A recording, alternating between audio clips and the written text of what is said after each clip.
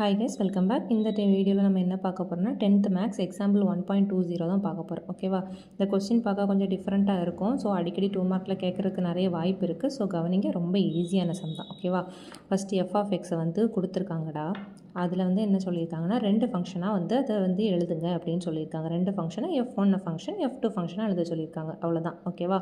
அதாவது ஃபங்க்ஷனுக்குள்ளே F1 F2 எழுத சொல்லியிருக்காங்க. எஃப் ஆஃப் எக்ஸை கொடுத்துருக்கோம். F2 ஆஃப் எக்ஸ் ஃபஸ்ட்டு என்ன பண்ணுறோன்னா இந்த ரூட் மட்டும் இல்லாமல் அது வேல்யூ அப்படி எழுதுகிறோம். ஓகேவா? எழுதிட்டு அடுத்து F1 ஆஃப் எக்ஸ் என்ன பண்ணுறோம்? Root of x. ஓகேவா? இங்கே ரூட் கொடுக்கல, அந்த ரூட் ஆஃப் எக்ஸை நம்ம வந்து F1 எடுத்திருக்கோம். ஓகேவா? எஃப் ஆஃப் எக்ஸ் வேல்யூ அப்படி எழுதியிருக்கோம்.